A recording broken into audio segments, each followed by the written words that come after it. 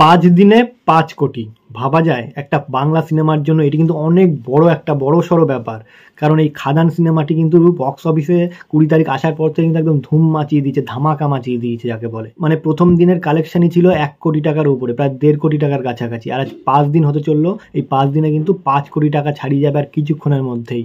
মানে 6টার মধ্যে, সন্ধ্যা 6টার মধ্যেই কিন্তু 5 কোটি টাকা টপকে যাবে। তাহলে বলাই যাচ্ছে যে একটা বাংলা সিনেমা কিন্তু ঠিকঠাকভাবে যদি করা যায় তাহলে কিন্তু 100 কোটি টাকার অবশ্যই ব্যবসা করতে পারে।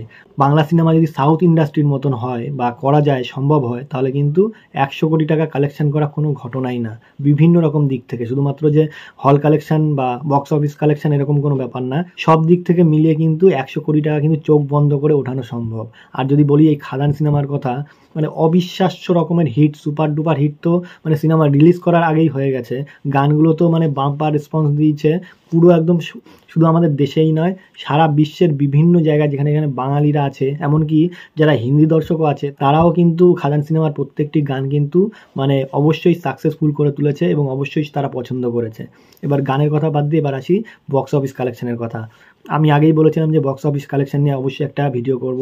যা খবর পাচ্ছি, শুধু আমি বলছি বলে নয়, আপনারা একটু চেক করুন বুক মাই শোতে, বিভিন্ন জায়গায় বিভিন্ন সাইট থেকে দেখুন মানে খাদানের কালেকশনটা কি। মানে 5 দিনে 5 কোটি টাকা তো টপকে যাবেই। আমি মনে করি এই পর্যন্ত বাংলা সিনেমার ইতিহাসে এরকম কালেকশন কিন্তু কেউ করতে পারেনি, কোনো নায়ক করতে পারেনি, যেটা দেব করে দেখিয়েছে। অসামান্য লেভেলের মানে কালেকশন, এইরকম কালেকশন কিন্তু বাংলা সিনেমার ইতিহাসে কি বলবো, অনেক কিন্তু হিন্দি সিনেমাও কিন্তু এরকম কালেকশন দেখা যায় না যে 5 দিন হওয়ার আগে কিন্তু 5 কোটি টাকা কালেকশন। সত্যি অবিশ্বাস্য। তো এইরকম পারফরমেন্স যদি ধরে রাখতে পারে তাহলে কিন্তু আমাদের ইন্ডাস্ট্রি একদিন না একদিন অবশ্যই সাউথ ইন্ডাস্ট্রির কাছাকাছি পৌঁছে যাবেই। আসলে সত্যি কথা বলতে দেব কিন্তু অনেক বড় একটা রিস্ক নিয়ে কিন্তু এই সিনেমাটি হাতে নিয়ে কিন্তু নেমেছে মার্কেটে। কারণ এই খাদানে গিয়ে, অর্থাৎ কয়লা খনিতে গিয়ে শুটিং করা, এটি কিন্তু মানে চারটিখানি কথা না। একটা বড় সড়ো বাজেট না হলে কিন্তু এইভাবে মাঠে নামা যায় না। এত বড় একটা রিস্ক নিয়ে যে দেব মাঠে নেমেছে, এটি কিন্তু অবশ্যই তাকে একটা হ্যাটস অফ জানাতেই হয়। কারণ বাংলা সিনেমার স্বার্থে সে এত বড় একটা মানে কি বলে, জলের মধ্যে মাটি কতটা আছে সেটা না জেনে কিন্তু সে জলে নেমে পড়েছে। কারণ তার একটাই উদ্দেশ্য, অবশ্যই কিন্তু বাংলা ইন্ডাস্ট্রির স্বার্থ।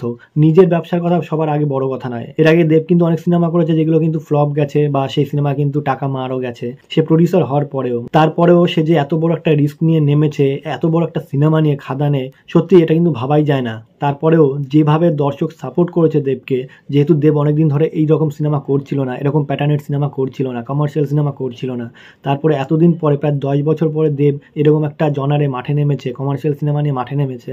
দর্শক কিন্তু প্রাণপণ খুলে মানে তাকে আশীর্বাদ করেছে এবং কিন্তু এতটাই পরিমাণে সাপোর্ট করেছে, সে যেখানে যেখানে গেছে প্রত্যেকটা জায়গায় কিন্তু দর্শক কিন্তু উপচে পড়েছে। মানে তার সিনেমাকে সাপোর্ট করার জন্য মানুষ কিন্তু দূর দিগন্ত থেকে, আমি এমনও খবর পেয়েছি যে বাংলাদেশ থেকেও কিন্তু মানুষ মানে ভিসা নিয়ে কিন্তু এই দেশে চলে এসছে শুধুমাত্র খাদান সিনেমাটি দেখবে বলে। এরকম কিন্তু অনেক দর্শক কিন্তু আমি দেখেছি আমাদের সিনেমা হলের সামনেও, কিন্তু বিভিন্ন জায়গায় কিন্তু দেখেছি তারা কিন্তু এসে, মানে আপনারা দেখুন বিভিন্ন ভিডিও দেখুন, সেখানেও কিন্তু আপনারা বুঝতে পারবেন।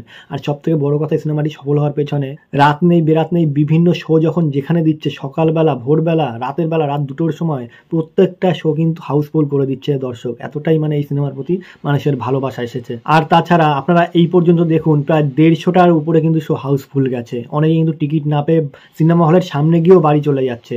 এমনকি বুক মাই শোতে গিয়েও যখন সার্চ করেছে তখনও দেখছে কিন্তু টিকিট নেই।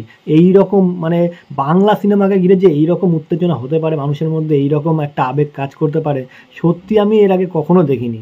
মানে দেবের অনেক সিনেমাও দেখেছি এর আগে, বিভিন্ন রকম সিনেমা দেখেছি, মানে সেও কিন্তু এর আগে অনেক কমার্শিয়াল সিনেমা করেছে, অনেক ফাটাফাটি অ্যাকশনের সিনেমা করেছে, কিন্তু এই লেভেলের যে মানে সত্যি ভাবাই যায় না। আর বিশেষ করে যিশু সেনগুপ্ত রয়েছে আরও, সেখানে কিন্তু আর একটা বড় আকর্ষণ। যিশু তো ইতিমধ্যে হিন্দি, বলিউড, টলিউড থেকে শুরু করে সমস্ত ক্ষেত্রে কিন্তু কাজ করছে। আর বিশেষ করে যিশু কিন্তু নিজেও বলেছে কিছুদিনের মধ্যে কিন্তু এমনও হতে পারে যে শাহরুখ খানের সঙ্গে তাকে দেখা যেতে পারে একই সিনেমায়, একই স্ক্রিনে অভিনয় করতে।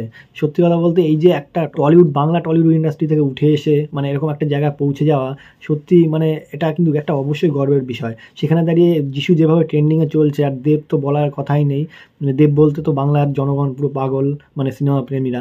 সেই জায়গায় দাঁড়িয়ে দুজন একসঙ্গে কাজ করছে, জাস্ট মাইন্ড ব্লোয়িং। আর যদি ইধিকা পালের কথা বলা হয়, সে কিন্তু নতুন এসে কিন্তু মানে বাঙালির মন কিন্তু অবশ্যই কিন্তু সে কেড়ে নিয়েছে এবং মনে বসে গেছে। সত্যি কথা বলতে আর কি, মানে তার অভিনয় কিন্তু যথেষ্ট পরিমাণে নজর কাড়ার মতো, এবং সবচেয়ে বড় কথা, সে এতটাই অ্যাট্রাকটিভ নায়িকা, মানে তাকে দেখলেই কিন্তু মানে মনে হবে যে এই সিনেমাটি আমরা দেখতে যাই, এরকম একটা ব্যাপারও কিন্তু কাজ করেছিল।